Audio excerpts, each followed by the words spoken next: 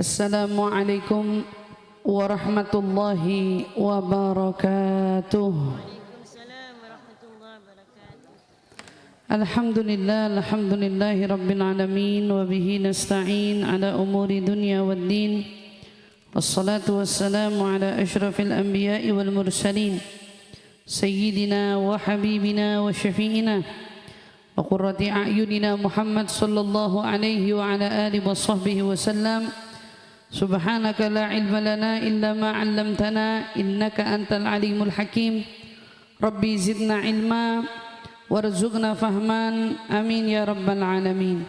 Allahumma inna nas'aluka ilman ladunni wal mashraba safiyal haniya wa hab ya ghani. Allahumma inna nas'aluka ilman ladunni wal mashraba safiyal haniya wa hab ya ghani. Allahumma inna nas'aluka ilman ladunni wal mashraba safiyal haniya wa hab ya ghani. Alhamdulillah, thumma alhamdulillah. Limpahan syukur bersama-sama kita panjatkan kehadirat Allah Subhanahu wa taala yang mengumpulkan kita bersama-sama di dalam menghadiri majlis ini.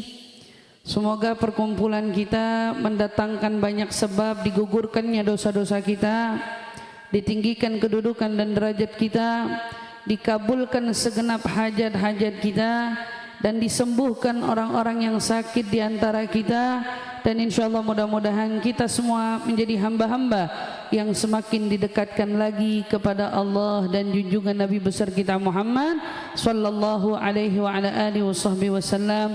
Amin amin ya rabbal alamin. Hampir seluruh umat Islam pada hari ini merayakan, memperingati peristiwa Isra wal Mi'raj Nabi kita Muhammad sallallahu alaihi wa ala alihi wa sahbihi wasallam.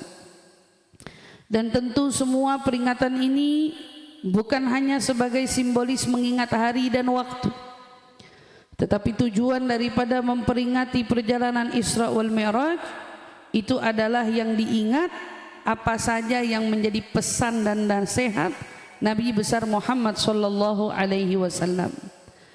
Tentu perjalanan Isra wal Mi'raj bukan hanya sebuah perjalanan, tetapi itu adalah sebuah tugas, sebuah misi di mana ada pesan yang tersirat, ada perintah yang Allah titipkan, dan ada kejadian demi kejadian yang Allah juga perlihatkan kepada junjungan Nabi kita Muhammad sallallahu alaihi wasallam, bukan untuk mengingatkan Nabi, tetapi justru untuk menjadi pengingat bagi kita segenap umat Nabi.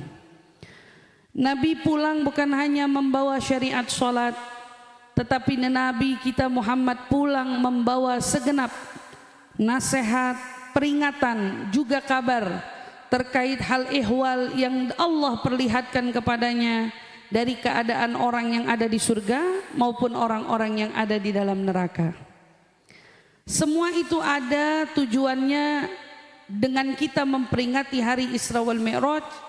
Bukan mengingat harinya Isra, juga bukan mengingat harinya Mi'raj, tetapi tujuan ini adalah untuk mengingat nasihat apa yang disisipkan Allah ketika peristiwa itu ada. Pesan apa yang ada di balik semua kejadian-kejadian itu untuk kita.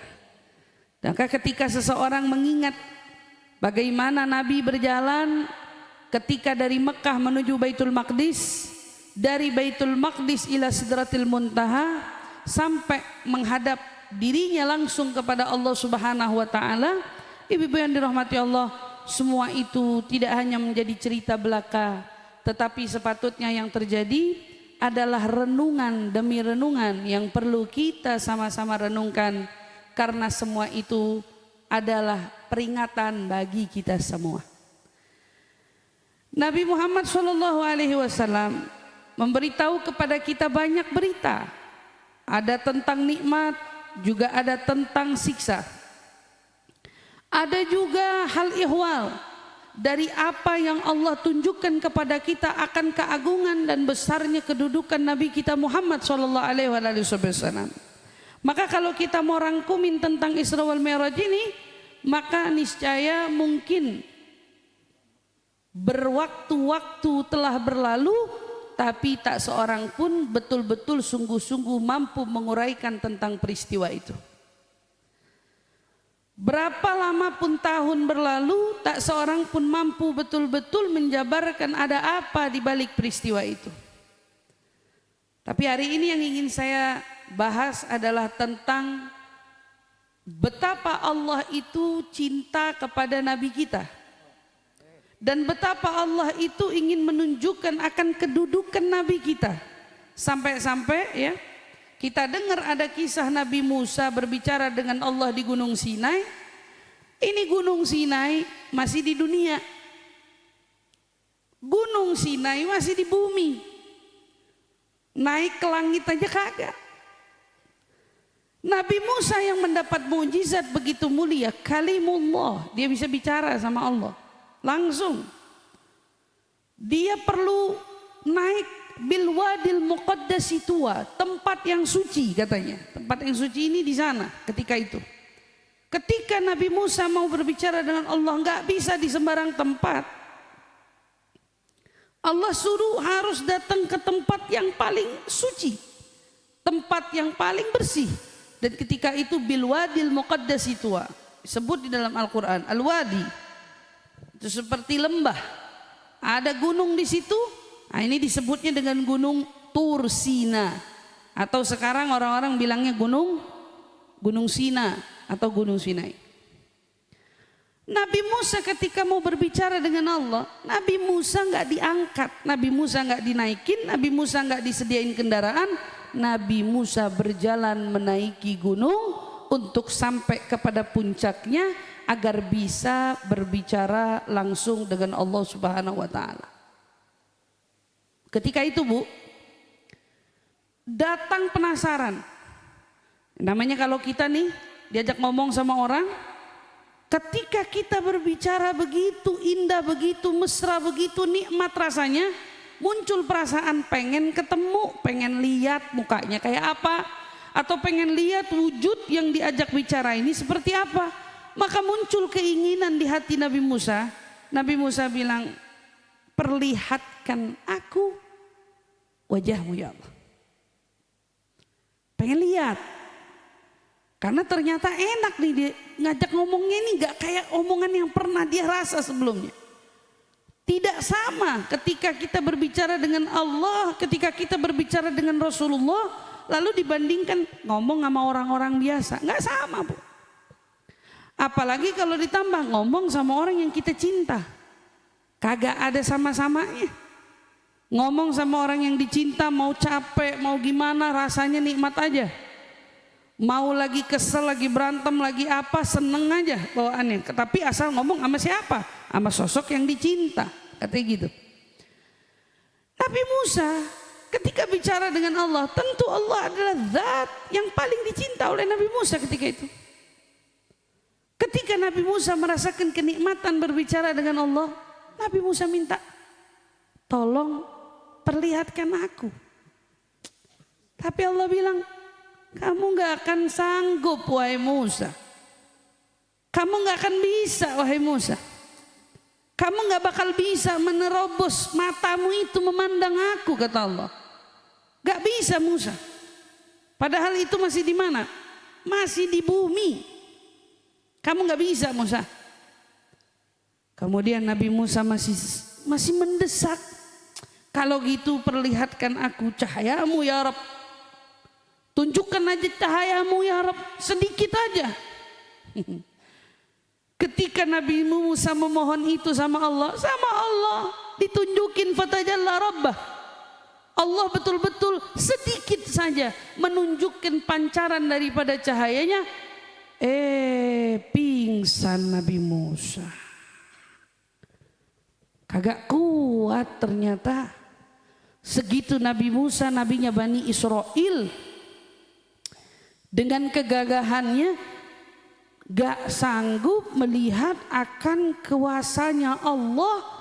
Bahkan itu baru mungkin setetes dari sinarnya, atau mungkin kurang daripada itu. Gak kuat Nabi Musa. Uniknya, ketika Nabi Musa menaiki gunung Sinai, ini gunung masih di bumi. Gunung masih di bumi. Allah sebut itu dengan sebutan suci. Nabi Musa naik, pernah nemu orang naik gunung hiking, dia kagak pakai sepatu. Ada orang hiking naik gunung nggak pakai sendal, nggak kuat kakinya, sakit. Ketika itu Nabi Musa juga begitu. Nabi Musa menaiki gunung itu dengan sendalnya. Ketika sampai tepat di puncaknya, tepat di atasnya, baru memulai percakapan dengan Allah. Allah ingatkan, "Hei Musa, ikhla'na alaik fa innaka bil wadil muqaddasi tuwa." Hei Musa, lepas sendalmu, kamu lagi ada di lembah yang suci. Oh, ini gak level. Allah gak bilang kamu lagi ngomong sama siapa, bukan. Bahkan kalau kita mau bilang sendalnya aja gak boleh ada di atas lembah suci, gak boleh. Kamu ada di lembah suci, Allah bukan bilang kamu lagi ngomong sama siapa, kamu lagi berhadapan sama siapa, enggak. Allah bilang fa innaka bil wadil muqaddas, itu kamu lagi di tempat yang suci, di lembah yang suci, hormati tempat ini. Kamu nggak boleh di situ berdiri dengan sandalmu itu. Dilepas sama Nabi Musa. Tetapi ketika peristiwa Isra wal Mi'raj, tidak ada yang menafikan ini. Kalau ada orang bilang, nih dari mana nih cerita? Lah, ada hadisnya, ada di Sahih Bukhari, menjawab dan menerangkan kepada kita peristiwa ini. Apa? Ketika Nabi Musa diperjalankan dari Masjidil Haram ke Baitul Maqdis, Nabi Musa tidak berjalan kaki, melainkan sudah dipersiapkan kendaraannya oleh Allah, yaitu buraq.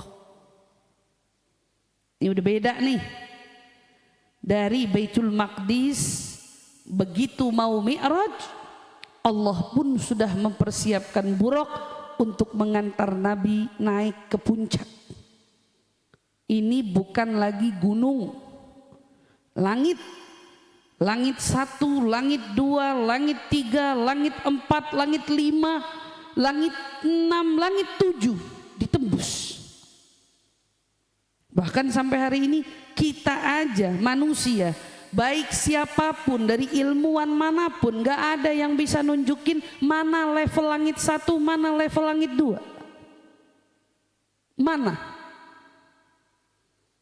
Allah katakan di dalam Al-Qur'annya, kalau orang mau meneliti ciptaanku, kata Allah, farji'il basar hal tara min futur, balik lagi telitilah, kata Allah, kamu gak akan nemu adanya sedikit pun celah untuk kamu mencela ciptaanku, kata Allah. Gak.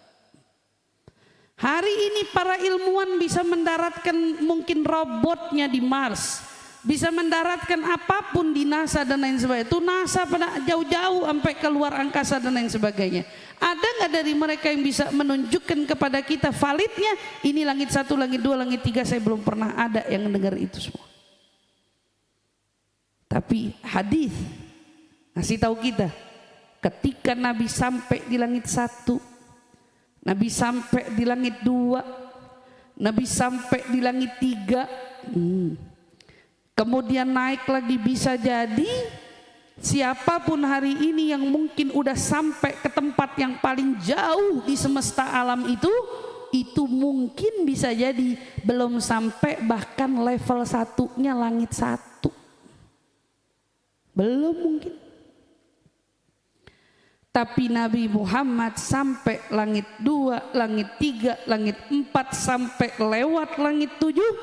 Dan di situ sampai juga ila sidratil muntaha, disebutnya aja sidrah al muntaha, batas nih. Gak ada lagi makhluk yang ada bisa melewati batas muntaha, tempat berhenti nih. Ini destinasi terakhir, ini stasiun paling akhir. Kagak ada makhluk lain di situ. Bahkan sekelas dan selevel malaikat Jibril alaihissalam nggak boleh lewat. Ketika Nabi Muhammad mau ngelanjutin perjalanan yang ini sudah dimensi yang berbeda, apa kata Jibril? Aku akan menunggumu di sini, kamu pergilah sendiri, karena ini bukan ranahku, ranahku hanya sampai di sini, kata Jibril. Nabi Muhammad bilang, emangnya ada kekasih yang ninggalin kekasihnya dalam keadaan begini? Kata Jibril bilang, yang mau ninggalin kamu tuh siapa? Ini bukan soal meninggalkan, ini soal itu bukan ranah saya, kata Jibril. Saya nggak bisa ke situ. Kalau saya paksain ikut kamu melewati dimensi ini, apa kata Jibril? Lah taradtu, aku akan terbakar. Ini Jibril. Lah taradtu, aku bakal terbakar. Luar biasa. Ada apa dengan Nabi ini? Nabi Muhammad SAW. Ketika Nabi SAW berjalan melanjutkan perjalanannya melewati Sidratil Muntaha, di situ tidak ada lagi makhluk selain Dia dan penciptanya Allah Subhanahu wa taala. Ketika Nabi menyampaikan kepada kita bahwa dia bertemu dengan Allah, para ulama berspekulasi. Katanya Nabi itu ketemu cahayanya, katanya Nabi itu seperti Musa ketika itu dan terus sebagainya. Tapi Al-Quran sendiri pun punya penguatnya. Ini enggak kayak Musa. Fakana, katanya dia seperti apa kedekatannya? Gaba gausain au adna. Tahu busur panah? Busur panah? Busur panah sama panahnya itu sedekat apa? Ada jarak. Ketika kita melihat busur panah dan kita mau, ada jarak nggak antara dia dengan ininya? Nggak ada. Di situ Al-Quran sendiri yang mengatakan antara hamba dengan penciptanya begitu teramat dekat sampai kayak panah dan busur panahnya. Habib Ali Habsyi di dalam maulidnya berkata, tashhadu dzatu bidzat. Ini adalah manusia yang diizinkan melihat penciptanya sebelum di surga. Dia langsung menyaksikan Allah.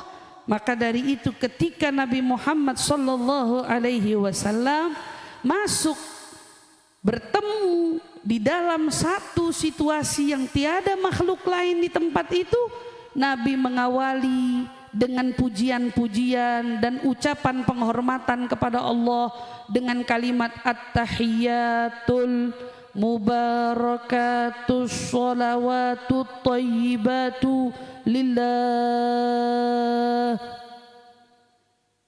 Asal kita tahu tuh, tiap kali kita sholat membaca at-tahiyyatul mubarakat, itu adalah ucapan penghormatan yang diberikan Nabi kepada Allah Subhanahu wa ta'ala.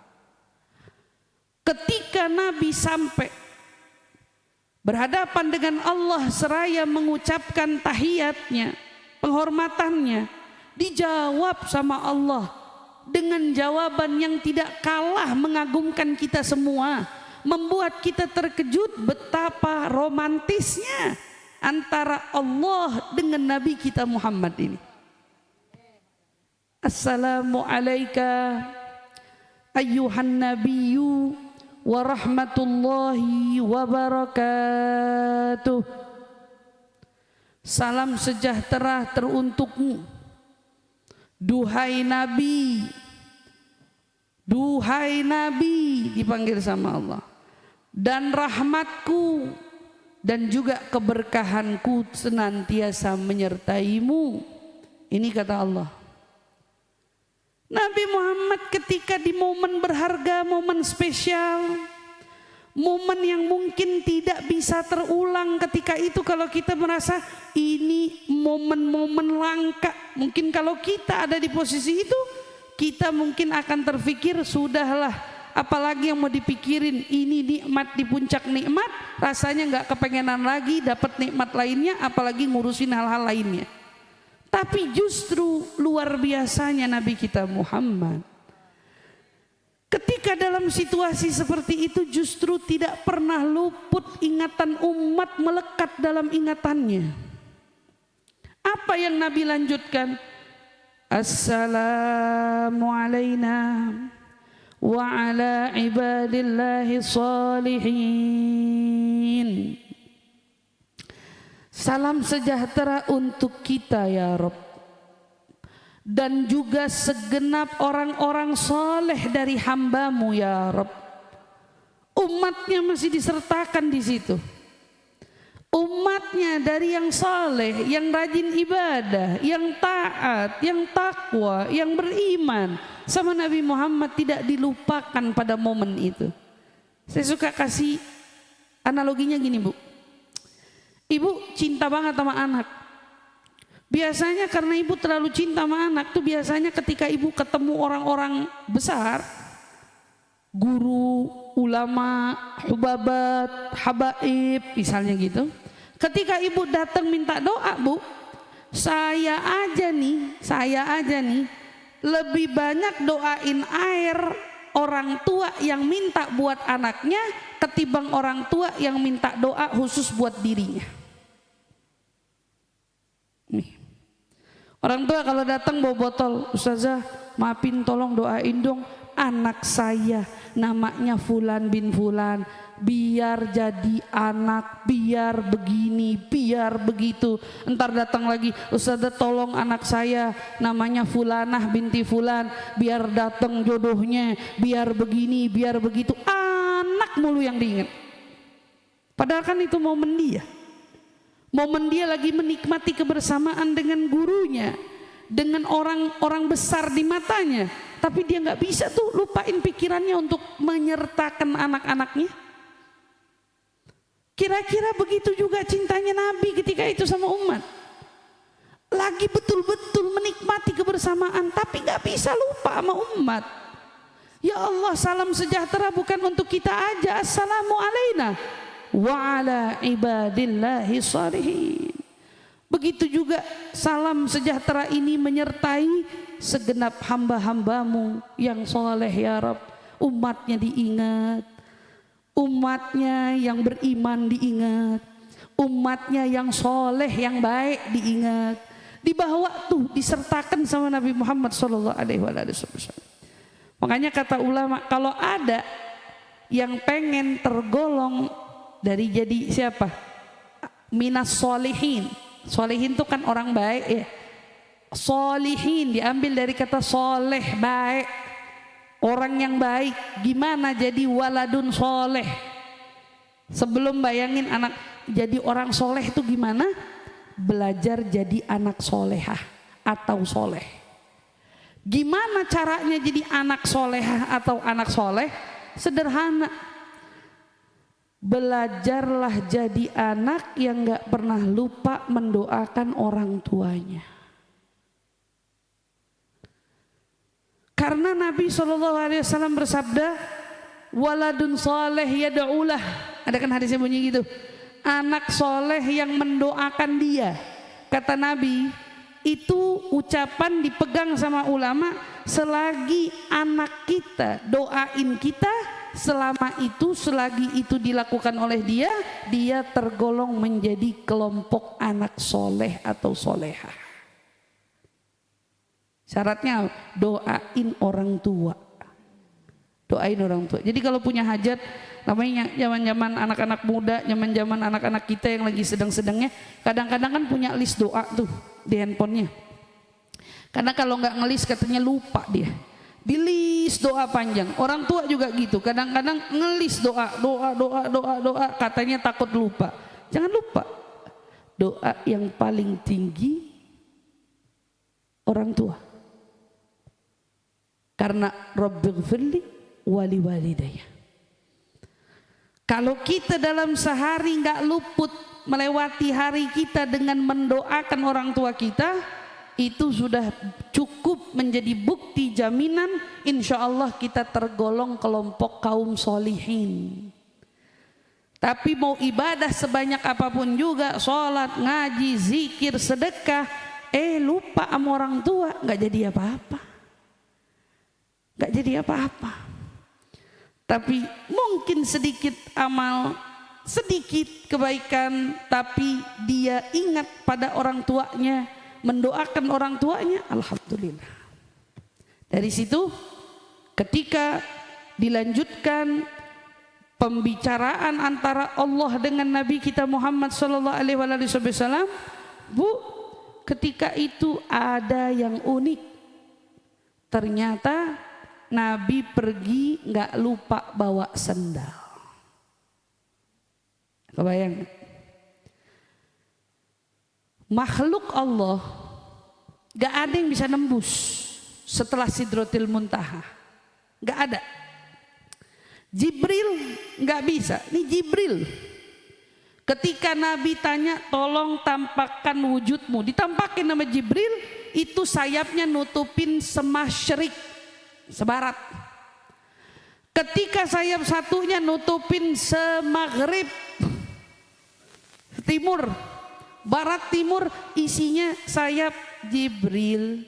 Satu malaikat nih, baru satu malaikat Jibril doang. Sebesar itu wujudnya Jibril, gak bisa nembus Sidratul Muntaha, gak bisa lewat Sidratul Muntaha, gak bisa. Ketika Nabi jalan sampai di mana dia bertemu dengan Allah Subhanahu wa taala, ketika itu Nabi itu ingat peristiwa Musa.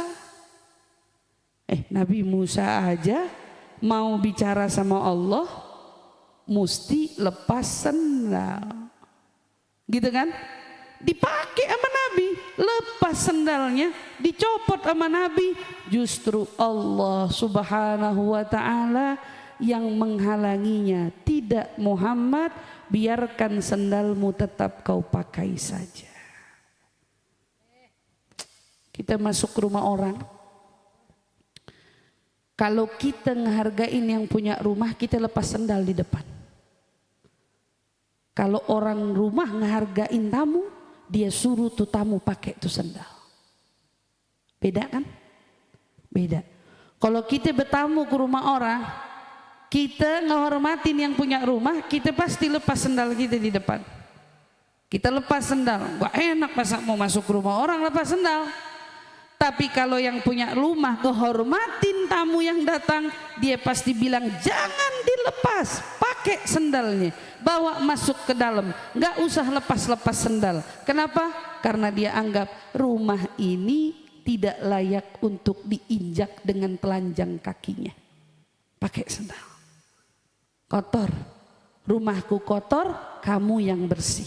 Luar biasa. Allah tidak mengizinkan Nabi lepas sendalnya, dia tetap perintahkan Nabi untuk mengenakan sendalnya. Makanya Bu, sendal Nabi itu kenapa dilestarikan? Kenapa segitu dijaga-jaganya? Sendal Nabi kenapa sampai segitu dipopulerkannya? Asal tahu nih sendal nyampe ke tempat yang gak disampai oleh makhluk manapun juga. Nih sendal nemenin Nabi sampai Sidratil Muntaha lewat. Nih sendal yang jadi saksi bisu ketika Nabi berhadapan langsung dengan Allah Subhanahu wa taala. Inilah yang dikenal dengan terompah. Tahu kan logo terompah? Iya, logo terompah tuh yang pakai baju saya kan ada logonya tuh. Terompah nih, terompah. Sampai dibilang kalau ada orang pergi kemana-mana, logo terompah itu dibawa sama dia, dijagain sama Allah. Kalau dia bawa itu di dalam dompetnya, niscaya dompetnya, uangnya, hartanya nggak akan pernah dirampok. Kalau dibawa di dalam orang yang berkendara menaiki kapal laut, niscaya kapalnya nggak akan tenggelam. Jika dibawa atau diletakkan dalam satu rumah, niscaya rumah itu akan terhindar dari kebakaran. Dan masih banyak lagi. Itu jadi hirs, penjaga. Itu sendal, padahal cuman logonya aja, bukan sendalnya. Kalau logonya bisa punya kekuatan sebesar itu, diyakini oleh para ulama kita, kiranya gimana kalau itu sendal beneran yang ada. Dia pernah melewati batas yang makhluk manapun tidak pernah melewatinya. tapi karena besarnya kedudukan Nabi besar Muhammad sallallahu alaihi wasallam, Allah pun berikan kemuliaan itu kepada dia. Dan alhamdulillah ala kulli hal, Allah subhanahu wa ta'ala memberikan mandat kepada Nabi dengan perintah sholat, yang mana perintah sholat itu datang bukan untuk membebani kita, bukan untuk menyulitkan kita, tetapi justru peran sholat itu datang untuk memberikan jalan kemudahan bagi hidup-hidup kita.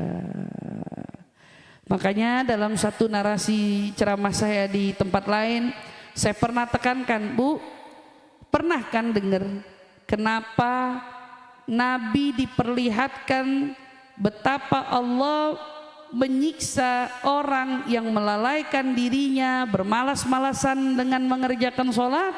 Kok yang dipukul kepala bukan kakinya? Kepala bukan kaki. Yang males itu kan geraknya kan. Orang mau sholat, tar dulu capek, sebentar lagi, ntar dulu istirahat, belum punya waktu, padahal kemana aja nyampe, tapi sekadar mau ngambil wudhu aja ke kamar mandi mager. Sekadar mungkin mau ngerjain sholat dengan gerak yang mungkin 4 rakaat, 2 rakaat subuh, 3 rakaat maghrib, sebentar, ntar dulu. Loh, kan yang malas gerak tubuh, kenapa yang disiksa kepala? Kepala yang disiksa. Ketika Allah memperlihatkan kepada nabinya peristiwa orang yang disiksa dengan kepalanya yang dihancurkan kemudian dikembalikan seperti semula, kembali dihancurkan, dikembalikan lagi seperti semula, dan itu kayak nggak ada habisnya, nggak ada hentinya. Ketika Nabi bertanya, man haula ya Jibril, ini siapa wahai Jibril? Mereka adalah golongan dari umatmu yang bermalas-malasan dalam menunaikan sholat.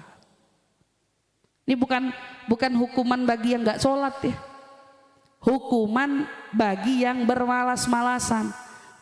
Ekstrim banget, males aja dihukum kayak gini ya. Sebelum ngomong hukumannya ekstrim, pahami dulu, karena perintah sholat ini kamu gak akan nemu alasan kenapa kamu gak mau sholat. Kamu gak akan pernah menemukan ada alasan sah yang bikin kamu layak ninggalin sholat. Kamu tidak akan menemukan alasan valid untuk kamu itu menganggap bahwa dirimu gak apa-apa, gak sholat, gak ada. Karena sholat ini tentang mikir. Sholat ini tentang orang yang berpikir. Kenapa? Karena kalau dipikir-pikir, ini Bu ya, dulu iblis sebelum dilaknat dan dihukum diusir dari surga, asal tahu entar kita kalau ditakdirin Allah masuk surga, itu setiap jengkal langkah kita di surga udah pernah disujudin sama iblis. Iblis sujud. Sholat nggak kelar-kelar iblis. Di mana tempat sholat? Di mana tempat iblis sholat? Rajin banget sama sholat, luar biasa. Tapi dia nggak paham meaning, tujuan di balik sholat. Kagak paham. Dia cuman pahamnya itu sujud, sholat. Kayak sebagian orang mikir sholat itu tentang bilangan rakaat 4, 3, 4, 2. Sholat yang penting Allahu Akbar, Bismillahirrahmanirrahim, Alhamdulillahirabbil alamin, Arrahmanirrahim, Maliki yaumiddin, Allahu Akbar, Samiallahu liman hamidah, Allahu Akbar. Orang pikir cuman sholat, kata mereka. Padahal dibalik meletakkan dahi di tanah itu, ini bukan hal sederhana. Kamu nggak tahu. Ketika Allah menyuruhmu letakkan dahi di tanah untukku, kata Allah, kita nggak pernah tahu loh. Tiap kali dahi ini menempel ke tanah, pundakmu yang sedang membungkuk itu, berapa banyak dosa-dosa yang Allah lunturkan di situ, diiringi dengan berapa banyak beban-beban hidupmu yang Allah gugurkan di situ. Sholat tuh bukan tentang Allah. Sholat tuh tentang kita. Makanya orang yang paham meaningnya sholat, yang paham tujuannya sholat, dia pasti akan berkata, bukan apa? Bukan sholat yang butuh kulakukan, tapi justru aku membutuhkan sholat. Bukan sholat yang nungguin kamu untuk ngerjain. Sholat mah gak ada pentingnya, apalagi Allah. Sholatnya aja ngerasa gak penting nungguin kamu. Tapi yang jadi poin besar, kamu yang butuh sama sholat. Orang kalau tahu dirinya sakit, dokter yang butuh dia, apa dia yang butuh dokter? Hah? Pernah nunggu dokter nungguin pasien? Tapi banyak ngelihat pasien nungguin dokter kan? Sampai tengah-tengah malam. Jam 1 kadang-kadang masih ada antrian terakhir. Dokter masih tuh ngeladenin pasiennya. Dari saking banyaknya pasien yang rela mengantri untuk bertemu dengan dokternya. Berjam-jam dia mau bela-belain ambil antrian buat ketemu sama dokternya. Dokter yang butuh dia, apa dia yang butuh dokter? Dia yang butuh dokter karena dia yang mau sembuh. Dia yang butuh dokter karena dia butuh solusi. Orang hidup, Allah gak butuh sama kita. Yang butuh Allah itu kita. Allah gak pernah nunggu. Kalau dia mau, dia bisa mengabaikan kita begitu aja.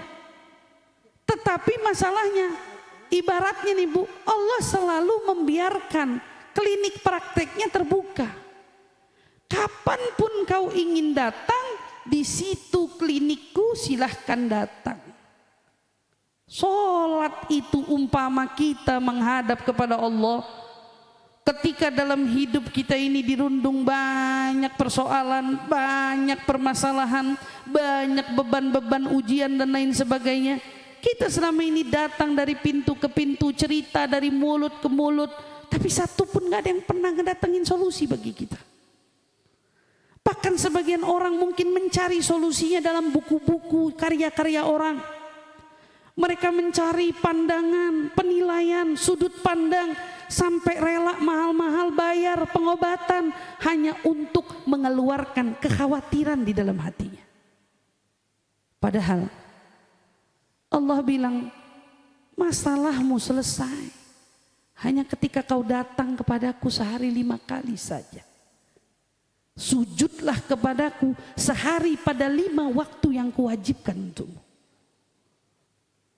Sholat bukan tentang Allah yang suruh, tapi justru solusi yang Allah beri kepada kita hamba-hambanya yang hari ini merasa butuh pertolongan, butuh jalan keluar. Kata Allah, ku berikan solusinya di sana.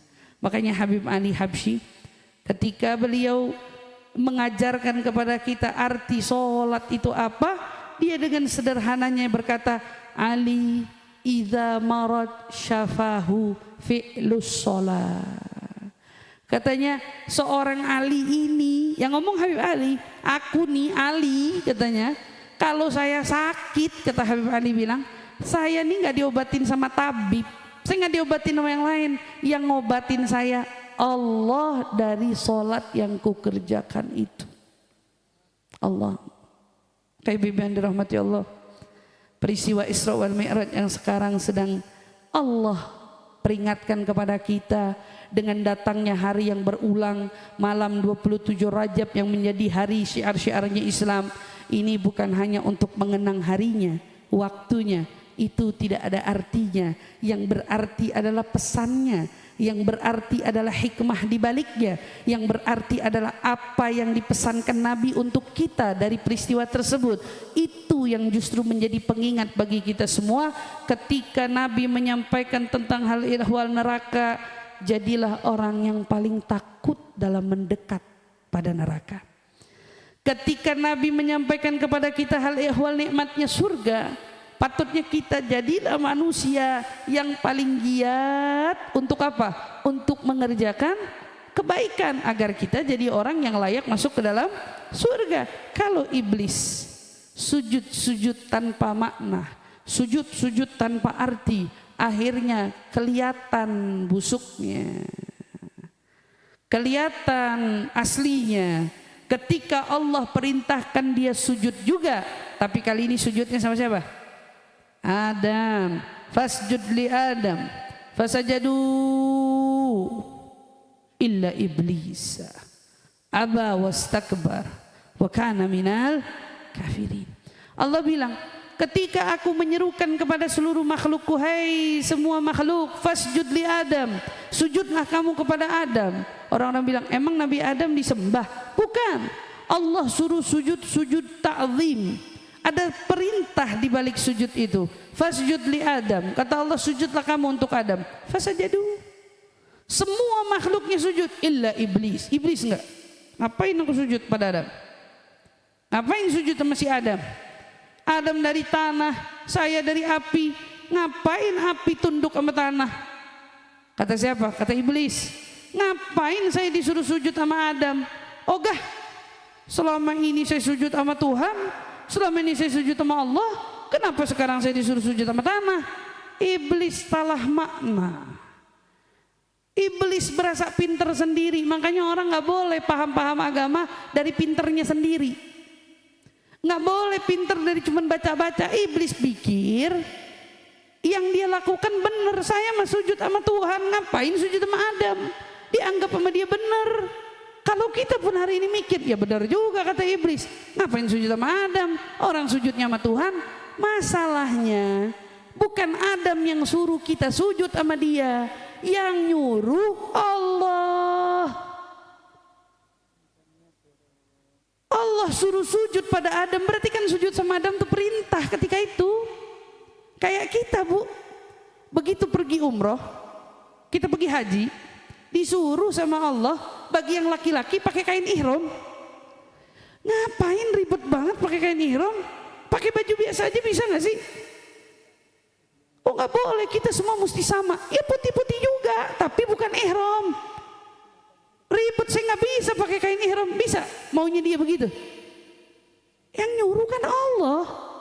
Ketika Allah suruh sujud sama Adam, dia kagak mau. Dia bilang, saya dari api, Adam dari tanah. Mana ada tuh aturan begitu? Enggak, saya kalau suruh sujud sama Tuhan saya mau, sujud sama Allah saya mau, suruh sujud sama Adam ogah, kata iblis.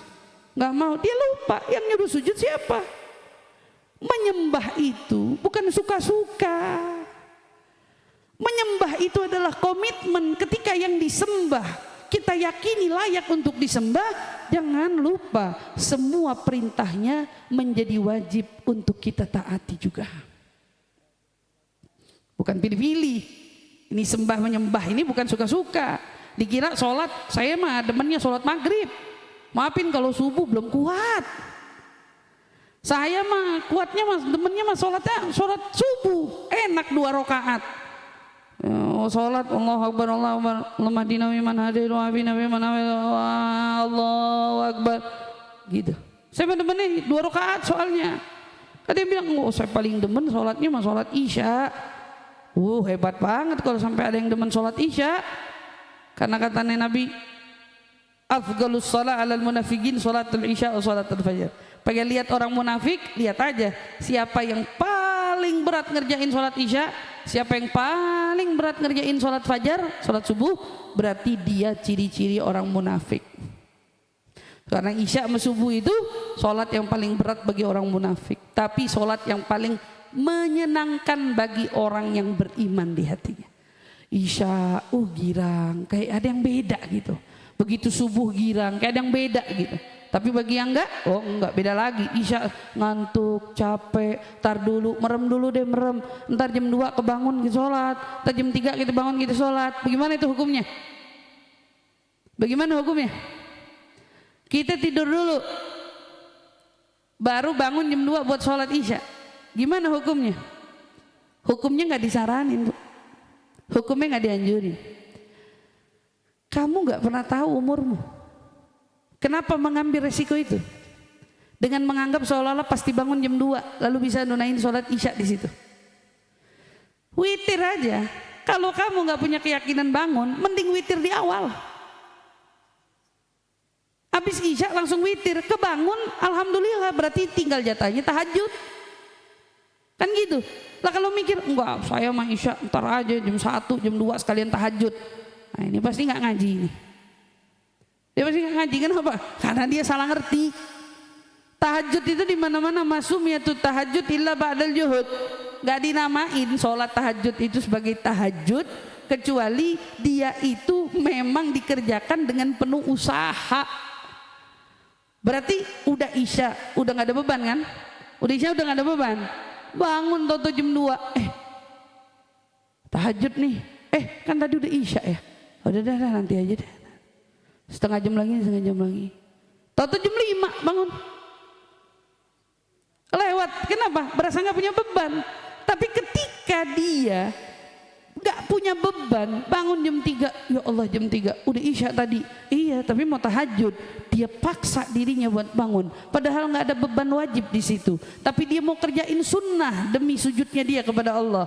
Maka di situ disebut tahajud. Lah ustazah, kalau kita tidurnya isya dulu baru sholat apa? Sholat apa? Kita baru sholat wajibnya, isyanya baru dikerjain jam 1, jam 2, jam 3. Kan masih ada waktunya, betul masih ada waktu. Terus saya mau sholat malam di situ. Saya mau sholat nih 2 rakaat tahajud, bukan tahajud namanya. Namanya sholat malam. Bisa witir, bisa sholat hajat, bisa yang lainnya. Tapi bukan tahajud. Tahajud itu orang yang habis sholat isya lalu tidur, lalu dia paksa di tengah malam dia bangun hanya untuk menunaikan 2 rakaat itu. Maka orang kalau sholat dia tahu esensinya, ya, esens sholat, rasa nikmat, meaning, tujuan dibalik sholat itu yang dikerjakan. Dia malu untuk merasa dirinya nggak butuh sama sholat. Sholat bukan tentang Allah wajibin, tapi sejatinya sholat tentang seberapa butuh kita sama Allah. Saya lagi mikir gini, kenapa Allah kurangin jumlahnya, tapi Allah nggak kurangin pahalanya? 50 kan tadinya. 50 tadinya terus dimutasi jadi 5. Udah jadi 5, ada pesan, ya Muhammad, aku kurangin jadi 5, tapi nggak kukurangin pahalanya. Pahalanya nggak kukurangin. Gak tahu kenapa pahalanya nggak dikurangin. Boleh jadi pahala yang nggak dikurangin ini adalah memang kadar butuhnya kita dari besarnya pahala yang Allah beri kepada kita di setiap sholat-sholatnya kita. Maka mudah-mudahan peristiwa Isra wal Mi'raj ini menjadi pengingat berharga bagi kita semua akan perintah sholat, akan apa yang dilihat Nabi dalam surga maupun neraka, dan akan besarnya pesan Allah, tingginya dari kedudukan Nabi Muhammad sallallahu alaihi wasallam yang diperlihatkan kepada kita segenap umat. Mudah-mudahan ini semakin mengajarkan kepada kita akan besarnya pentingnya nilai ibadah, pentingnya nilai iman, pentingnya nilai takwa, dan tentunya pentingnya kita untuk dekat kepada baginda Nabi besar Muhammad sallallahu alaihi wasallam. Kita berada di penghujung Rajab, minta sama Allah ini asar ya sebentar lagi jadi sa'ah Fatimiyah ya, waktunya Sayyidah Fatimah. Banyak-banyak zikir, banyak-banyak munajat, banyak-banyak mohon, karena ini Jumat terakhir di bulan Rajab. Minta sama Allah dari hajat yang kita butuh, dari harapan yang kita mau, wabil khusus minta pengampunan dari Allah Subhanahu wa taala. Makanya Bu, di antara amalan yang dibaca di sa'ah Fatimiyah di asar apa Bu? Baca solawat. Solawatnya apa?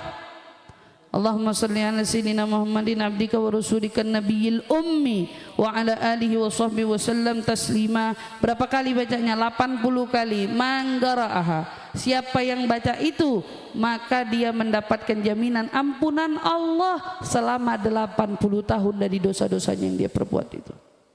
80 tahun. Siapa yang baca 80? Kata Habib Umar yang mau lengkapin jadi 100 jadi 100. Allahumma shalli ala sayyidina Muhammadin abdika wa rasulika nabiyyil ummi wa ala alihi wa sahbihi wa sallim taslima. Justru pengampunan yang dikejar fi sa'ah Fatimiyah Rajab, di akhir Rajab ini, Jumat terakhir pula.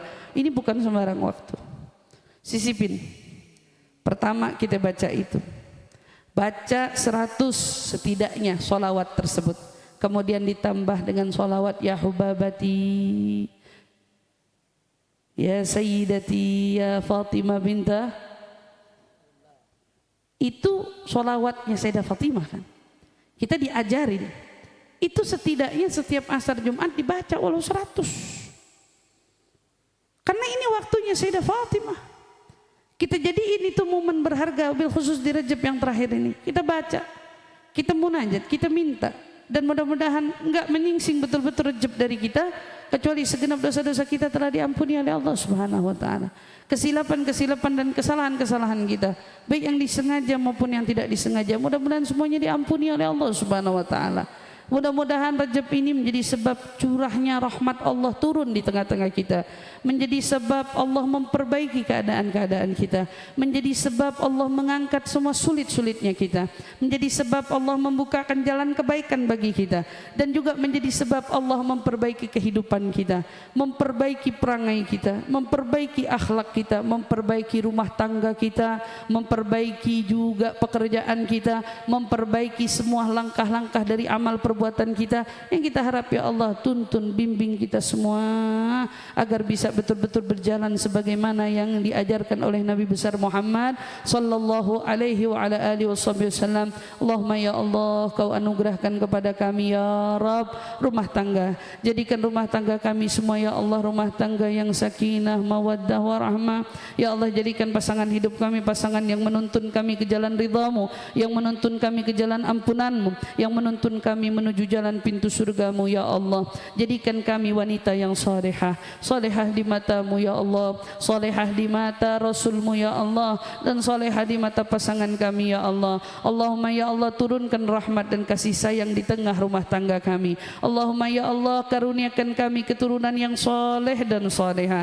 Jadikan anak keturunan kami anak-anak yang menghafal daripada ayat sucimu, anak-anak yang menghafal daripada sabda Rasulmu ya Allah, anak-anak yang menegakkan syariatmu, anak-anak yang betul-betul menjaga daripada sunnah dan ajaran Nabimu ya Allah. Selamatkan anak keturunanku dari fitnah akhir zaman, dari obat-obatan terlarang, dari minum-minuman keras, dari maksiat dan zina dan perbuatan dosa lainnya. Selamatkan mereka semua ya Allah. Karuniakan kepada kami semua bakti anak-anak kami ya Allah. Jadikan anak-anak kami anak yang dibanggakanmu di akhirat kelak, anak yang dibanggakan Nabi Muhammad di akhirat kelak, anak yang membanggakan kami sebagai orang tua di matamu di akhirat kelak. Allahumma ya Allah, jadikan kami orang tua yang baik untuk mereka, orang tua yang menuntun dan membimbing mereka, orang tua yang mengantarkan langkah-langkah mereka bukan hanya menuju sukses di dunia, namun juga menuju pintu surga yang kau ridhai ya Allah. Allahumma ya Allah, karuniakan kepada kami kebersamaan